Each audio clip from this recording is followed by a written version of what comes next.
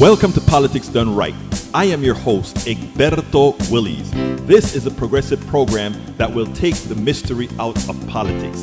This is the program that will encourage you to make sure government becomes we the people. Whether you are liberal, progressive, conservative, or otherwise, you get to air your point of view. We are an independent media outlet that, unlike mainstream media beholden to corporations, we only owe allegiance to you. Remember, you can also send me a tweet at EGBERTOWILLIES. That is at Egberto Willies. Let us engage. It is Politics Done Right.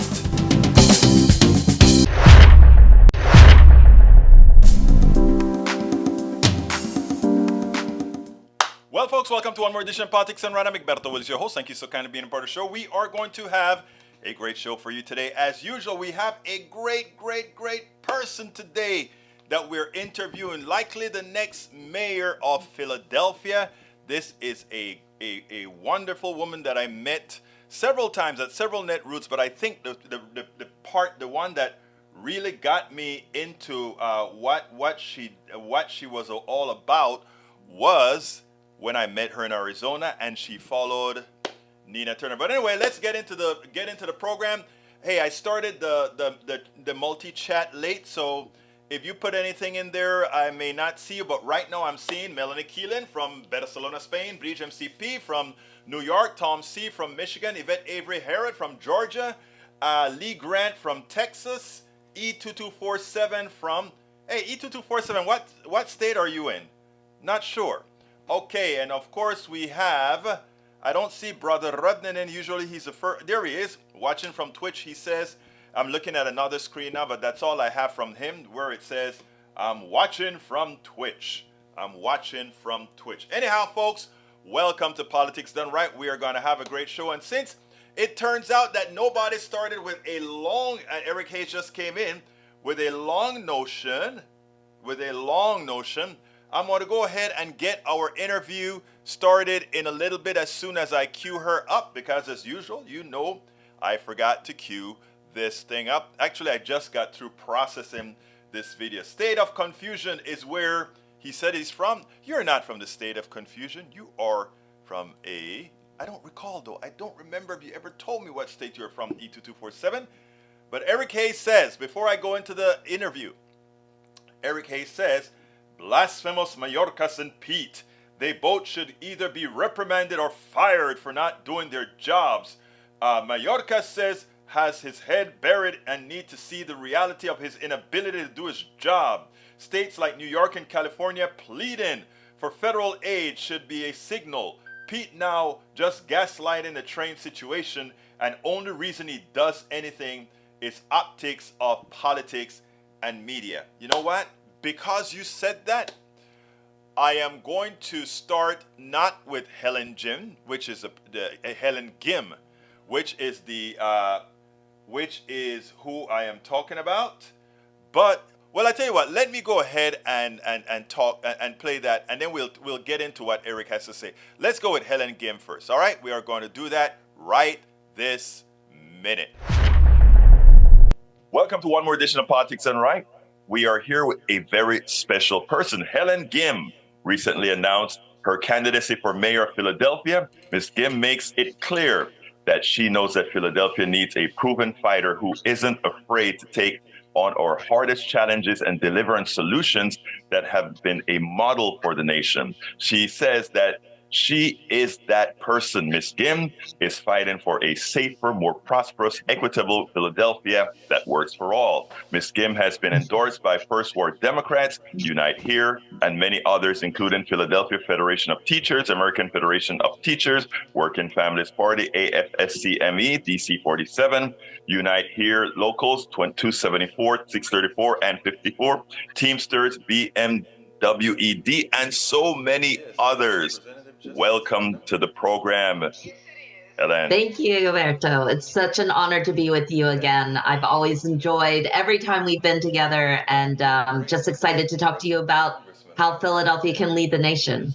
Well, let me tell you something, and I'm going to start the interview this way, because I remember, I think it was Netroots, Arizona. Maybe I'm wrong, but one of the Netroots, and Nina Turner, one of the most prolific speakers there's out there, came on and she gave her stump speech as she was running for, I think it was senator in Ohio. And then I saw this woman coming up, and she was, she seemed a bit quiet, etc. And I said, oh my God, why did they have her follow Nina Turner? Why could they do that? And then you started to speak, and you grabbed that audience, and you knew exactly what to say because you believed everything that you were saying, and you captured the entire Netroots at that point. Tell us a little bit about who Helen Gym is. Well, thank you so much. And I still would not want to follow Nina Turner, but I am a Philly mom. I am a former public school teacher, a longtime community organizer. And a lot of my work in 20 years of community organizing happened before I ever ran for elected office. And because, many of us don't bring political titles or power to the table, we find ways to get to the table in other ways. We built huge coalitions based on really important issues that were mobilizing through the city. That included helping stop a city from spending $1 billion for a publicly funded baseball stadium that would have displaced a large portion of a neighborhood in Philadelphia. That meant fighting for our public schools when they were threatened to be taken over by a for-profit company when my oldest daughter was just about to enter kindergarten.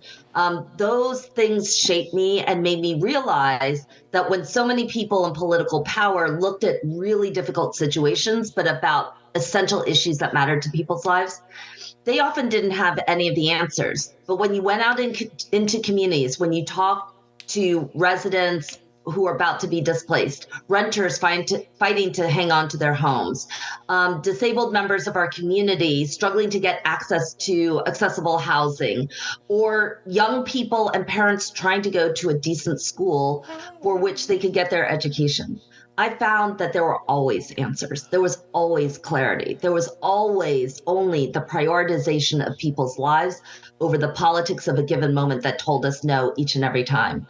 So, I spent my life building movements proving that ordinary people with the vision and the power and mobilization that is literally built out of just saving lives, were able to take on the politics of any given moment. And that's how, when I ultimately ran for office, we helped end that state takeover of our public schools from 17 years ago, put nurses and counselors back into every school. I fought to get clean water in every school building, and now I'm on a mission to modernize every single public school inside and out so they can be that promise to every child when they enter that this city has their back. We made sure that housing was primary, that we're going to do development without displacement, but that means that we have to centralize housing. So we made sure that, when we heard that there were so many people being evicted, we delivered a huge eviction prevention program led by renters themselves, who said they needed a lawyer in court, who said that they needed a chance to negotiate other alternatives to an eviction. And, we ended up creating an eviction prevention program that slashed evictions in our city by 2/3, made sure that 50,000 people were housed in the city of Philadelphia in the middle of a pandemic, distributed almost $250 million to small landlords and large landlords, and probably the single biggest rescue effort of an industry. And now the program that we created right here in Philadelphia is replicated all across the country and was just included in the White House's National Renter Bill of Rights. What it proves is that when people lead on solutions that actually fix problems in our lives, we don't just fix things within Philadelphia. We become a model for the nation. You know what is interesting is that, and I love the way that you started talking about being a community organizer, because I believe if you want to be an effective politician, you didn't start out as a politician. My God, you were a teacher. So you saw kids at their at their the genesis of their education. You saw kids that had problems and kids that did well. You could see why some did well, why some didn't. You were there in the field as a community organizer. To tell you the truth, I think most politicians or all politicians should first start touching people. And I think that's what you've done over the decades that you've actually been a community organizer. Tell us a little bit about why you believe you are that person qualified as one who knows the community, the one who actually not spoke about community from an ivory tower, but has been a part of that community. Yeah, so, like I said, I come out of a world where political titles and power are not what brings us to the table. And so what I think community organizers do better than anybody else is that we help mobilize huge coalitions that make it so that elected officials, career electeds who always told us no, wealthy bureaucrats or CEOs, that they can't look away anymore. I'll never forget being a teacher in a public school in Philadelphia. I taught in 90-degree classrooms in a 100-plus-year-old building. I remember losing children out of my classroom. They would come in and come out on any given day. And, I'd ask around and say, what happened to one of my 10-year-olds. And the thing was that I never got a call from our principal or anybody from, government telling us what had happened. I usually heard about it from another 10-year-old in the class who was a neighbor that they got evicted. And they weren't going to come to school anymore because they had lost a roof over their heads. And I never, ever forgot that. And I made sure that, when I got into office, if I had the chance to make change, to be clear, I believe that every step of the way, we have an opportunity to make change. But if I ever got into office, I would be a different kind of leader, that we would show that these things that were told to us happened time and time again, that this was just the way systems ran. That we would actually prove that these things could be fixed and we never, ever had to live like this. I think that I learned that early on when I saw nurses taken out of public schools and children actually die in schools without school nurses. I learned that early on when I saw, as we do, a neighborhood literally 5 miles away from here, building a $140 million middle school, brand new middle school, public school for 12-year-olds.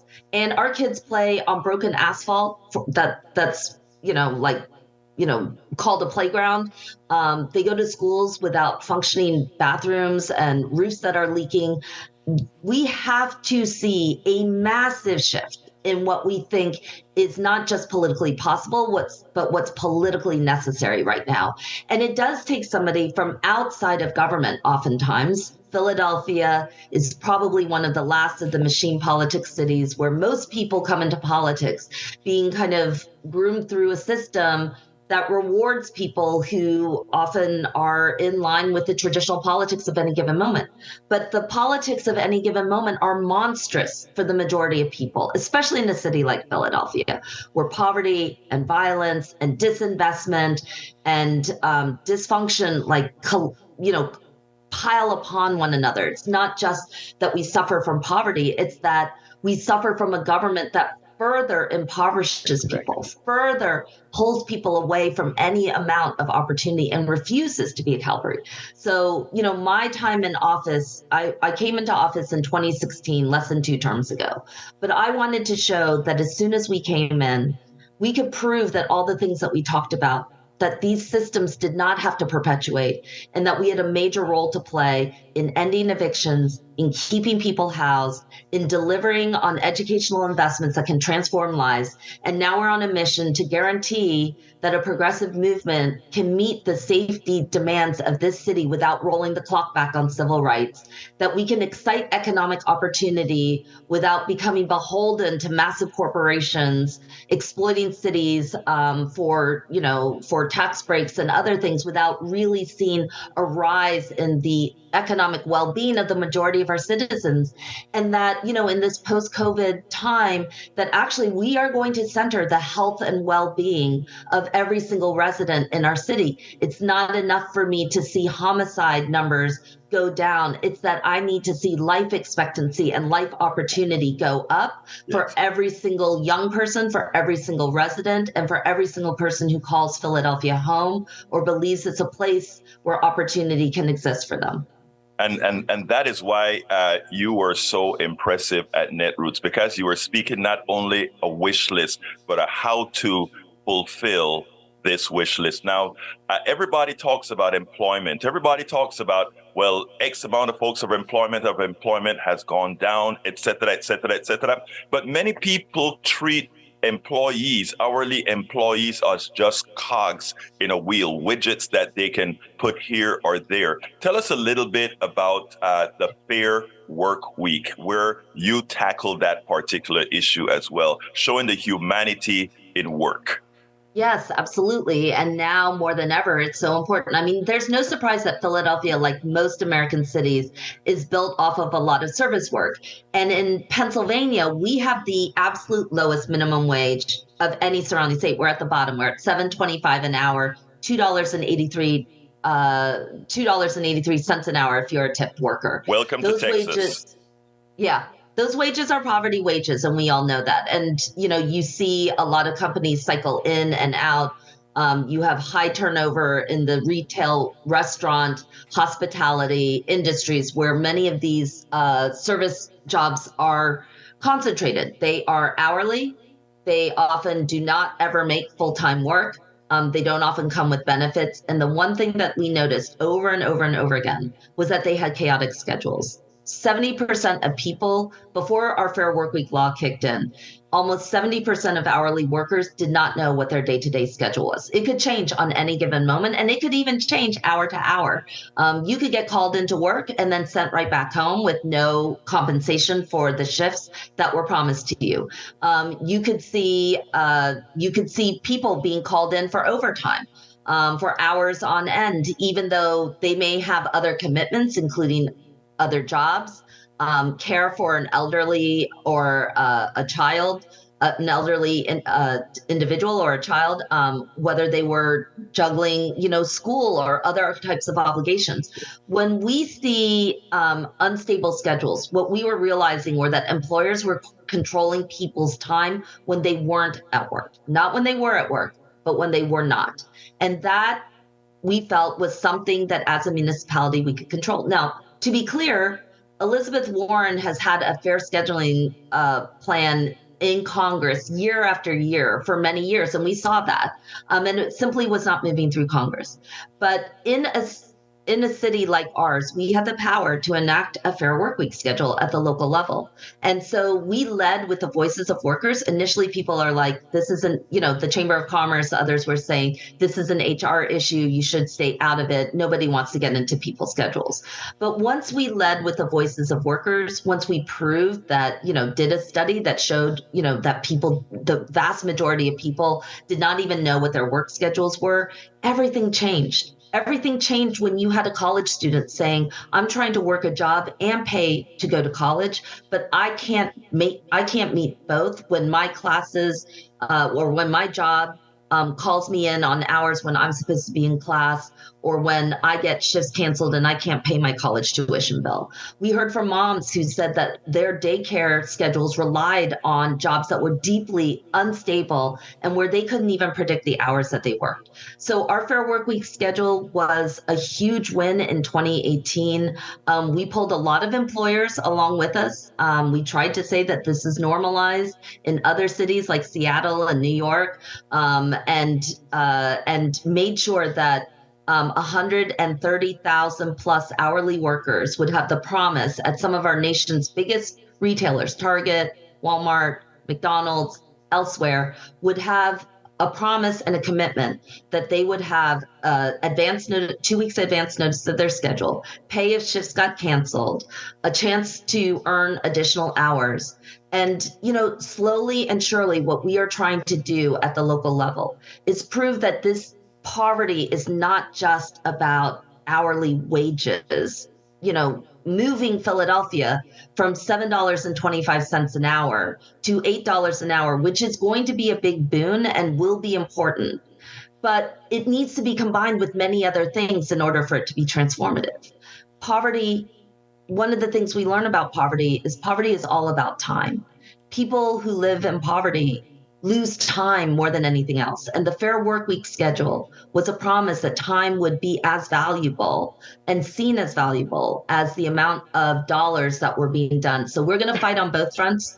But I'm really proud that after we were able to move our Fair Work Week, Chicago advanced, other cities advanced. And this is how we can see actually gains across the country. The biggest cities in the country should lead. That is great. That is the difference between seeing society as society working for business as opposed to there being business surrounded by what makes society better. It's so hard to get that across. So many politicians are there just to say, we'll arrange the cogs to serve business. There's another thing that you are very involved with, and that has to do with mental health. Many don't see that the crime rate, problems at home, problems at school, many of these things all form one unit that comes together to work against many. Now you brought yourself into the mental health, not debate, but action. Tell us a little bit about that. Yeah, I mean, there's no question that the violence that is prevalent all across the country and deeply concentrated here in Philadelphia has had a massive impact. And there are individuals who want to roll the clock back on civil rights, bring us back to dark days of unconstitutional practices that have put cities like mine under Department of Justice consent decrees, or has contributed to mass incarceration and racial profiling that has harmed communities of color, and especially in Black and Brown communities.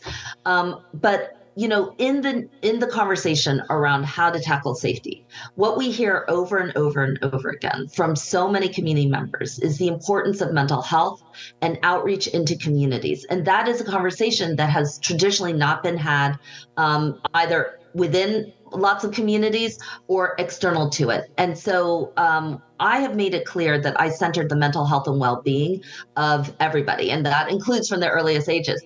That's why I got nurses, counselors, and social workers back into the majority of our schools, that it had to be a priority. But one of the bigger areas that we're zeroed in on is in 2021, we helped pilot in concert with a host of advocates and mental health professionals, the first non-police mobile mental health crisis units.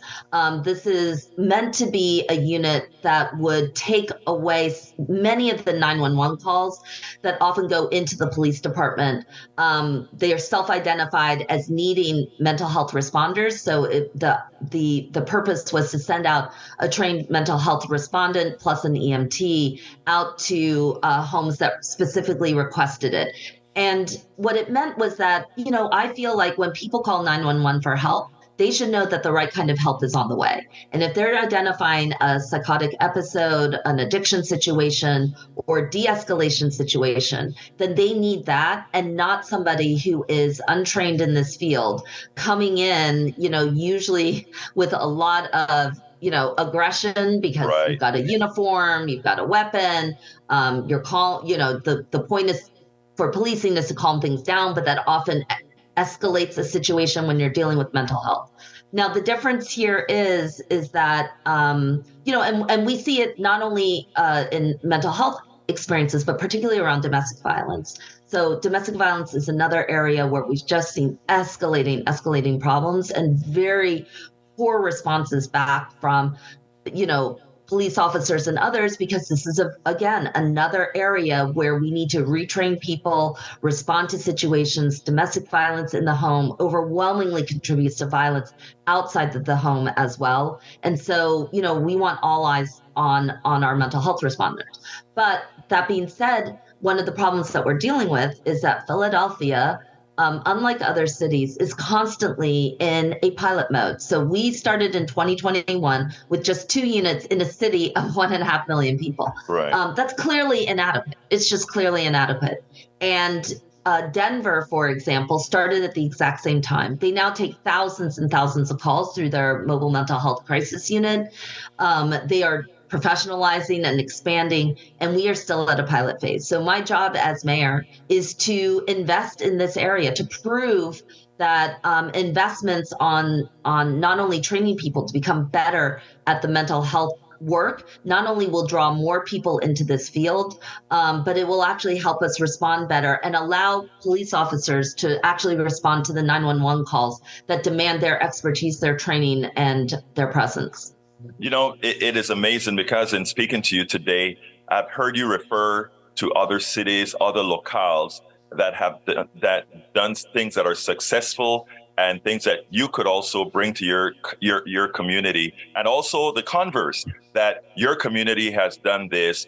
Others others can take Philadelphia's lead on this particular issue to do that. That's what it takes to be a good leader. In other words, you have to look at things that work, whether in your city or otherwise, and that is excellent. The other thing that I think people need to realize is one of the things that you're bringing into schools is a lot of the times when you have a middle school or a elementary school or a high school, the first thing that goes things like the arts and music and other things that complement one's existence and makes one more more stable.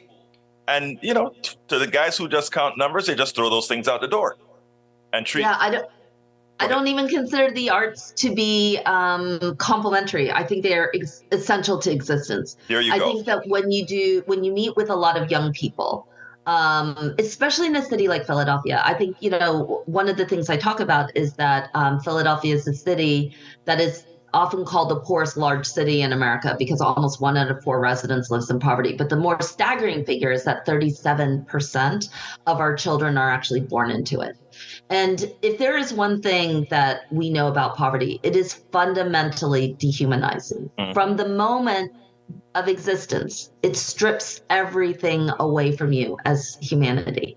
And oftentimes what I see is that schools replicate that type of inhumanity. It takes sort of the thing that has been denied to communities all across the city, not who are poor, but who have been impoverished. I'm very purposeful that poverty on this scale is not by accident. You cannot accidentally allow 37% of your kids to be born into poverty. That is no accident. Whether intentional or not, it is manufactured, it is by design, and thus everything that we do should be designed to reverse all of that.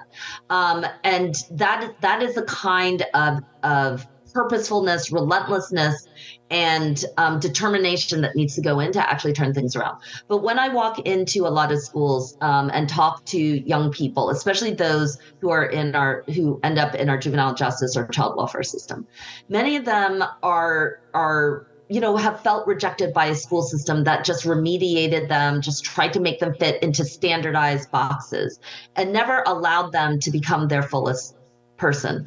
And so their interests right now, the things that make them excited, are about a reaffirmation of their own humanity. And that starts with arts. They are into graphic design. They are into fashion. They are into music. They are into writing and storytelling. They're into narratives, however they may be exercised across, multiple different art forms.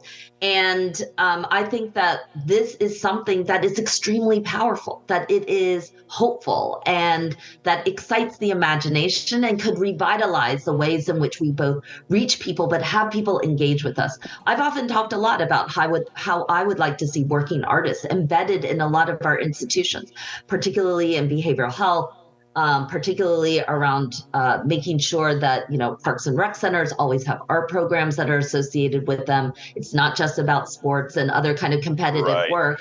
It is actually about restoring people, a reminder that our humanity starts with our identification as humans, our expression as humanity, and that there are real economic benefits, there are academic benefits, and other types of things that happen when we really actually invest in it. And, just secondarily, like Philadelphia is a historic city. We're the sounds of Philadelphia. We're the home of American Bandstand to the Roots. And, we are very clear that this kind of joy that emanates out from communities all across Philadelphia that have defined the sounds of America need to be revitalized again, and that this isn't just kind of a pipe dream, but it's actually work. It's economic work, it's investments in communities, but I think it gives back, a hundredfold, if not more.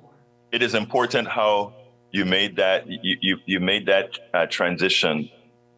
How can you see the value of sports and not see the value of arts? It is the congruence is so amazing that you wonder how people just cannot see that.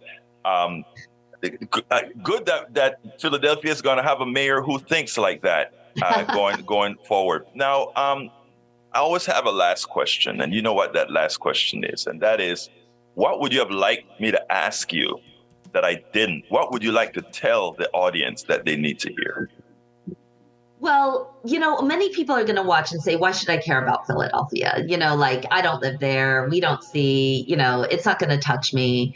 I'm worried about this and that. But one of the things that I try to tell a lot of people is that we have for too long focused a lot of our attention on places that are, they can always evolve, but it takes time. Congress right now, many people probably donated countless dollars and, more importantly, like countless hours fretting about obscure places in Wisconsin, North Carolina, Georgia, and Florida, hoping to influence a Congress that is largely controlled by money, that has really become rigidified.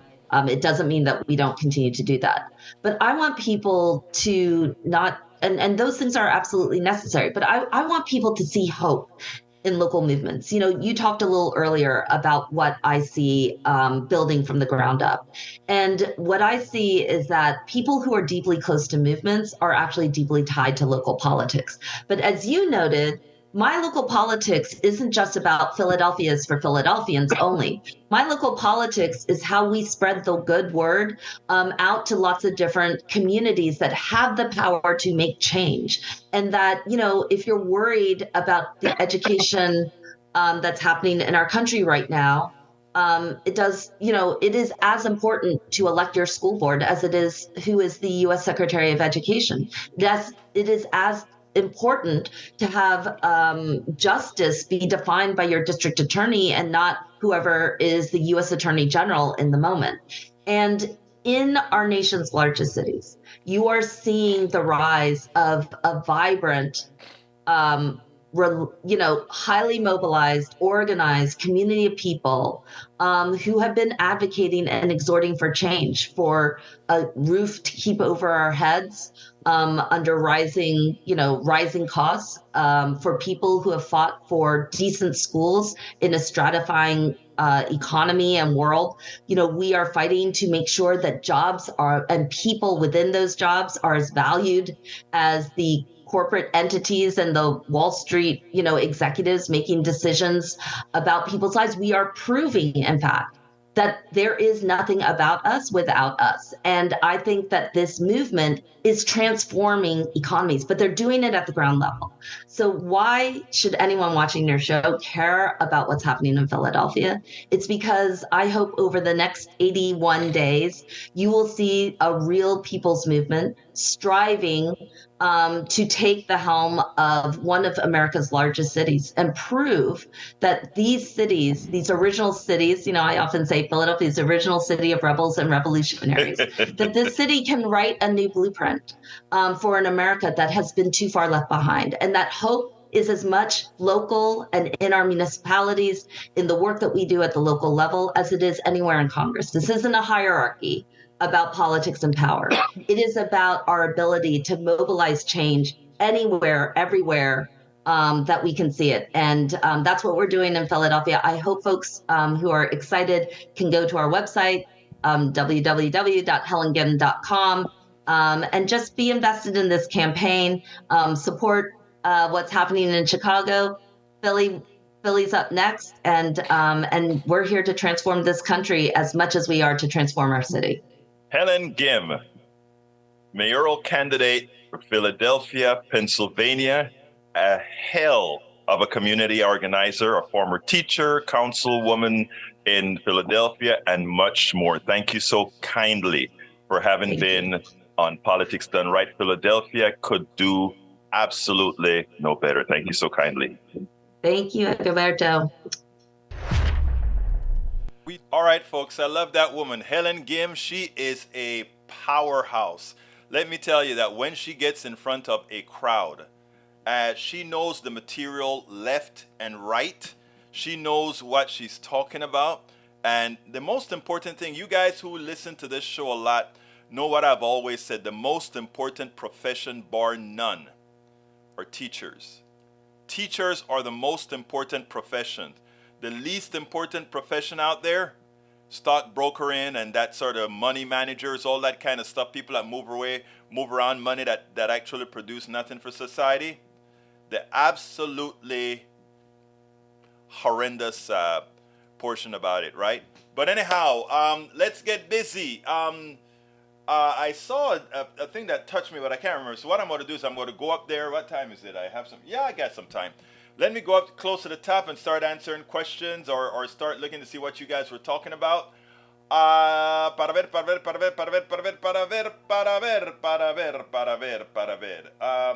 ver. I hope your guest address is happening in Philly. Actually, she gave a great speech in Philly. I don't know what the video is that you just showed there. Fast from bitterness, feast on forgiveness, fast from self-concern, feast on compassion, fast from suspicion, feast on truth, fast from gossips, feast on purposeful silence. E2247 always has good words. I love those words, and it's evidently British MCP loves it too. Michael Rudnan says, "Oh, expect that name be intentionally mispronounced repeatedly. Her name is Gym, not Jim. It is Helen Gym." Again, whoever owns their name owns how they want their name to be said, and in her parlance, it is Helen Gym. All right, Egberto, pronounce it Jim. Nope. It's Gym, not Jim. It's Gym. We verified before we got anything started. Let's see what else we got. It's both very low. Okay, you heard some talking. Actually, believe it or not, this mic here has an issue even when we're out of scope that it shouldn't have. Because what happened is, as I was playing this, I got a call from the congressman in Tennessee, who for Black History Month or something like that, got sworn in a dashiki and an afro. He just got elected a senator, I think, a state senator in Tennessee. Raised a big stink. Oh, these guys, he wasn't dressed appropriately. Well, who decides who's dressed appropriately? And the Republican Congress went in a fitsy. So I called him up and I said, "Hey man, we need to talk, because it seems to me like you're creating havoc out there in the state of Tennessee, in the legislature in Tennessee. Let's talk about why it was so offensive to some of these for you to have on a dress dashiki. Not a dashiki for going camping, but a dressed dashiki." And to those guys, it created a problem. Wow. Oh my God, it's going to be a fun interview. So his staff is working with me to set up an appropriate date for that interview. So I think that may be some of what you heard talking in the background. All right. Let's see what else we got. Michael Rudnitz says infrastructure, investment, and benefits for the people. That is what you get when you elect majority of progressives into power. And she is a real progressive who means business. And it looks like she may get elected as the next mayor of Philadelphia. It's a good chance that she will be elected. Daniel Lado says, rolling off my you know what, Daniel. He says, children are dying without school nurses. Yes, they are. And I think Brother Wood made a good case for it for you. So read what Brother Wood has to say to you. Let's see what else we got here. That's Lee Grant. Let me just tell you, okay? Our public school system, because of funding, because of what many times those on the rights are doing to the educational system is screwing it, because of some of these things like charter schools are, which are nowhere close to being as good as public schools in the aggregate. That's why we have problems. If we really want solutions, we invest in teachers, we invest in good schools, we invest in not only education at school, but we invest in building up society. But we don't do that. You see, we need to have poverty, as Helen Gym said. Poverty is no accident. She's absolutely right about it. Poverty is no accident. All right, let's continue reading. And if I miss your stuff, forgive me. Daniel Ledo, you're thinking of Fox Republicans as the propaganda machine. Very true. MSDNC isn't leftist. They are a liberal cheerleaders for the Democratic Party. All you got is intentionally misunderstanding your opposition over again. That's what they do. Rudnan, that's what they do. What can I say? Okay, from Michael Rudnan, Fortune, overemployment is here. Nearly half of workers have more than one full-time job. The poor are losing their time, all right, and this needs to be addressed. That's what she's talking about. And, you know, I can tie that into Eric Hayes complaining about the border. If we were smart, we need a lot more people coming into the fold, paying them more so that more Americans can have, they don't get minimum wage, but a lot more so they can be home more with their families. And you would think the party that claims itself to be a family values party would see it, but they don't. You know why? They're not a family values party. They're a corporate-driven party masquerading as a pro-life, pro-family party. But all the policies that they've passed either kills, harms, or maim. You want to hear the killings? Look at our healthcare system. You want to hear the maimings? Look at Palestine, Ohio. You want to hear about the destroying of the social fabric? Look at Appalachia. That's all we got to do. The examples are all there for all to see. All right, continuing. Let's see. Lee Grant says you should expand on that. Do you think certain minorities are more violent than white children? No. Violence many times have to do with environment. So no. Leftists would say to look at the economic scale to see if there's a poverty connection to petty crimes. Wait a minute. Oh yes. Let me give you a joke. Here in Kingwood, right? And this was a big article in the Houston Press about a decade ago or so. The guy who sells dope, I'm talking about kilos of cocaine, you know, he comes in and he says, he does better selling these drugs in Kingwood. Why? You have a steady supply of customers and the same repeat customers. Why? You know, in the hood, first of all, the people don't have a lot of money to afford this cocaine, so addicts many times commit crimes to get their cocaine. And also a lot of these people are not regulars because eventually they get arrested, they don't get second chances, etc. But he loves Kingwood because Kingwood is a better place where, you know, the housewives and the parents, he said, I sell 2 kilos of cocaine there a week or something like that, he said. Then he said, and, you know, only half of it goes to the kids. You know where the other half goes to? The parents. And they have a steady flow of income. So they don't have to worry about going to jail either. Like I've given you guys a story about here. You get a DWI in South Park, Texas. You go to jail. In Kingwood, they take you home. That's what happens. And I know so many people that is their reality. So when you guys talk to me about many of these issues, it just rolls off because you really, I feel that you don't have the right, I am sorry that you continue to remain ignorant to the truth because those who inform you, meaning the media that you have an affinity for, don't inform you. Lucky you're here at Kingwood, you're here at Politics Done Right. So I hope that even as you push back on me constantly, that you will at least get some modicum of information. By the way, Bridge, you were talking earlier about the second Bill of Rights. Here is your second Bill of Rights, my friend, and I put the link in the chat.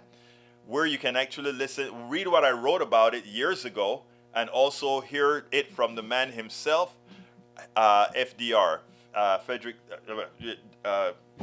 What? Huh. Can you believe I forgot his first name? But anyway, we're talking about Roosevelt, right? We're talking about Roosevelt. FDR. Franklin D. Roosevelt. All right.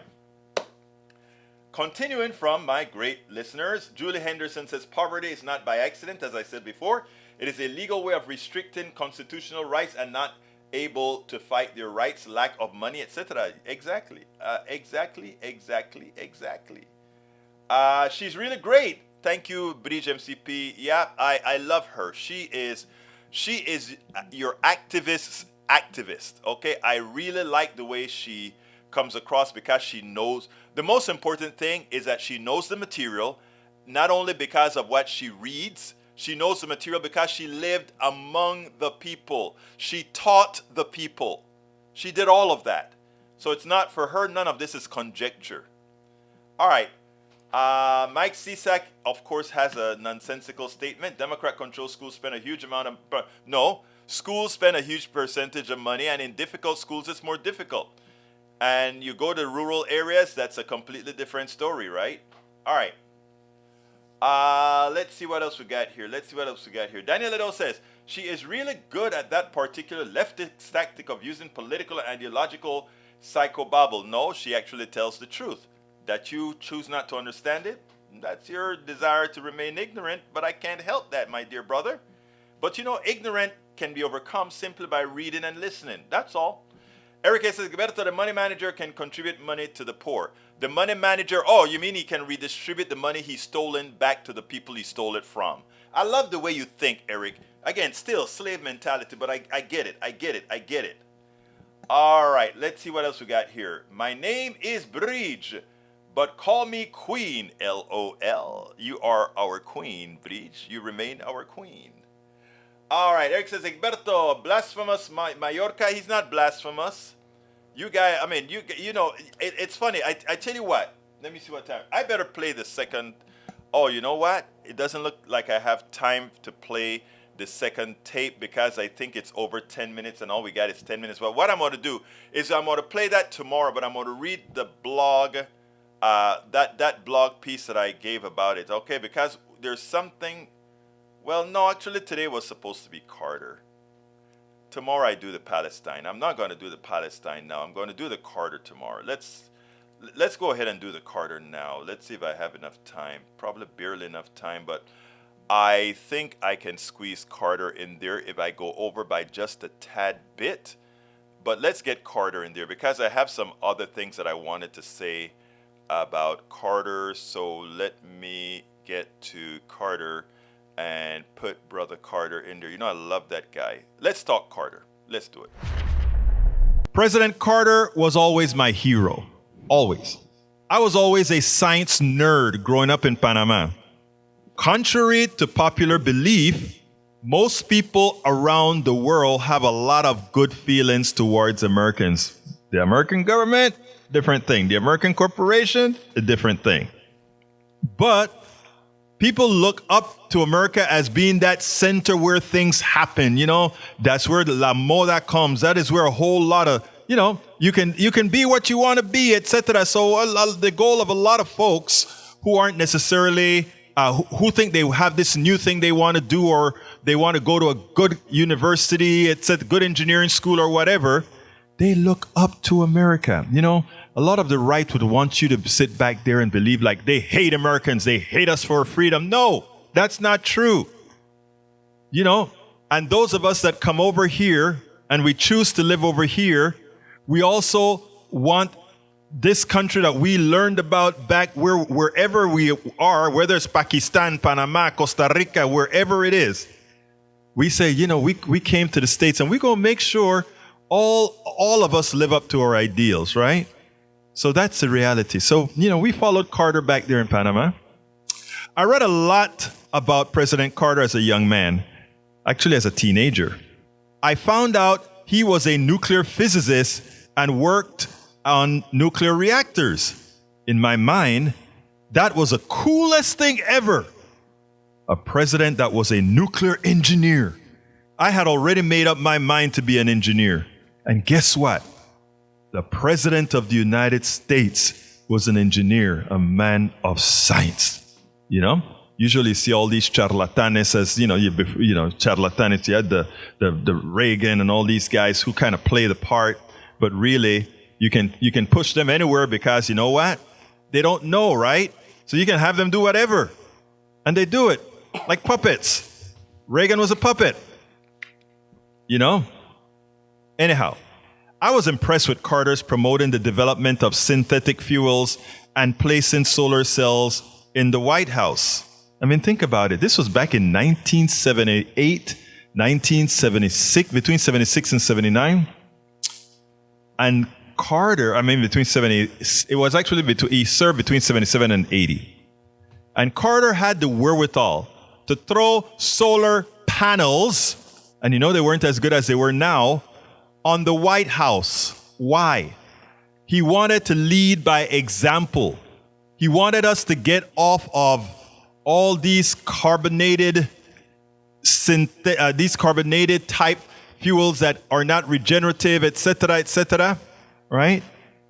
So his plan was to use the abundance of what we had in the United States, then carbon, turn it into, gasoline, diesel, or whatever, but also noting that there would be improvements that we could make even these fuels relatively green.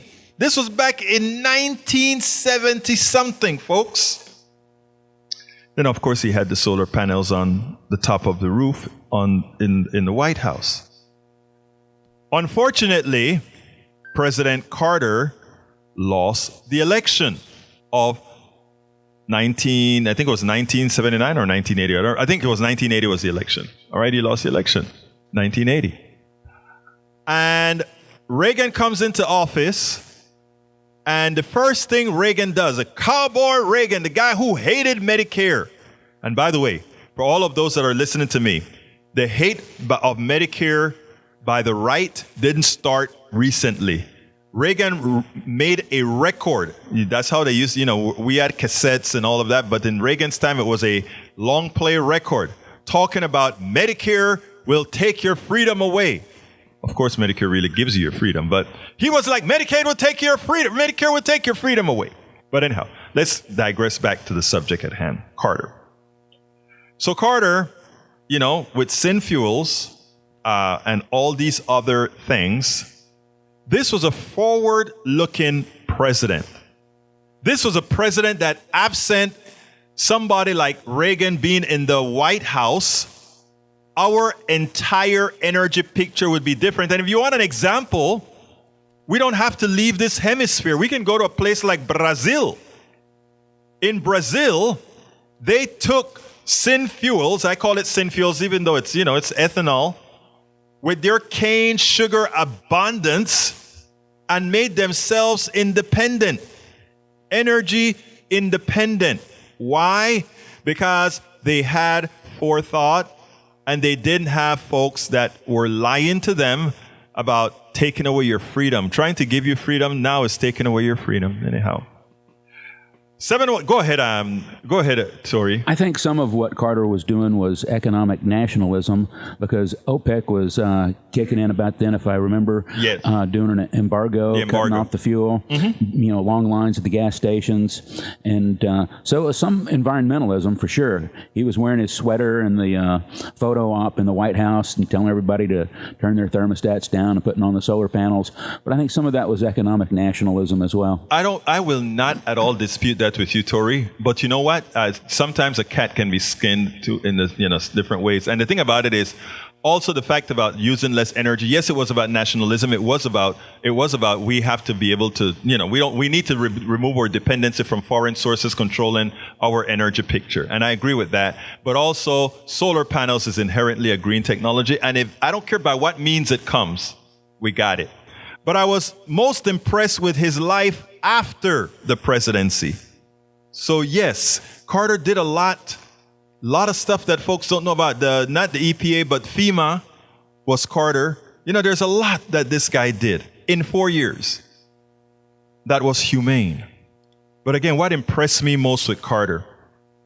What impressed me most was his life after the president. Of all the presidents living or dead, and that includes Bush 1, Bush 2, Obama, Reagan. Those are the presidents that's lived through my lifetime.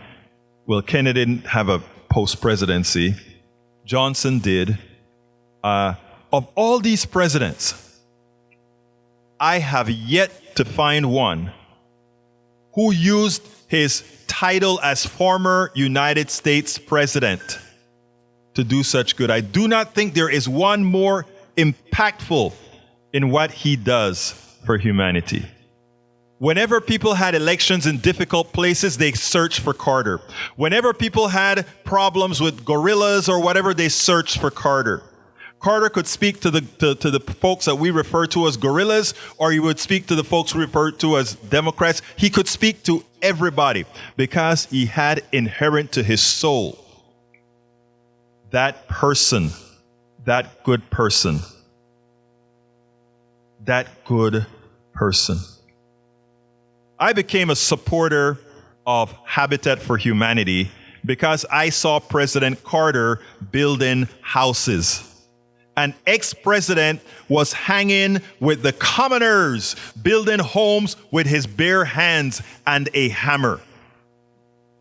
As I learned more about this man, a selfless soul who did not forget where he came from as he helped millions, I wanted to follow in that path. We should all want to follow in that path. You know, if you take a look at, if you go to Fox News, they make a caricature out of President Carter. And he never answers. He just goes out there and do good and do good and do good. It shows you don't have to join the noise about you. You just go out there and you do good and you do good. President Carter. President Carter. President Jimmy Carter is in hospice at his home right now. The man who seemed indestructible from illness may be on his last leg. But at 98, a servant to society, all I can say is misión cumplida. Mission accomplished. Doesn't matter if you go today, tomorrow, or a year, or when, President Carter, you have one hell of a fan in Egberto Willies, brother. And like I said, you look at other people and what other people do, right? We all to some extent mimic what others do. And it is an honor to attempt to come to do some of what you've done when we think of our fellow man, when we think of others. Absolutely so, folks. Absolutely so. President Carter, a good person, a good soul, a good man. And for all those who caricature him, remember, what they're caricaturing is that which they likely will never be. Folks, I got to get out of here. It's way past my time. Let me just put things on the screen real quickly for what folks have asked for about the educational system. That is how much is spent from Bridge MCP. That is how much is spent per pupil. Check it out so you can see which states think a little bit about their kids, don't care too much about their kids. And of course, Radnen went out there and discovered and found the guy that I'm going to be interviewing, as you see him on the screen right now, who wore that dress dashiki to actually sworn in. It's a dress dashiki, his culture. But it's a problem. Oh, it's a problem. But anyhow, folks, I ask you so kindly to support the show. I only have time to put one on the screen. So please go ahead and support us at politicsdoneright.com/support. politicsdoneright.com/support. All the links for the different forms of supporting us can be found there. We cannot do this without you. We cannot give you all this real information. We cannot do the enlightening to cover up all the lies that you hear on the right and all the squibbly information you hear elsewhere. I thank you so kindly for continuing to watch. Please remember to continue to share. I couldn't do it without you. My name is Egberto Willies. This is Politics Done Right, and you guys know how I end this baby. I am what? Out!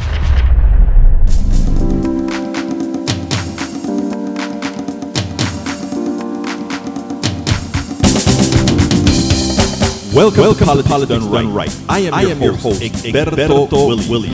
This is a progressive program that will take mystery out of politics. This is the program that will encourage you to make sure government becomes we the people. Whether you are liberal, progressive, conservative, or otherwise, you get to hear your point of view. We are an independent media outlet that, like mainstream media, beholden to corporations. We owe allegiance to you. Remember, you can also send me a tweet at EGBRTOWILLIES.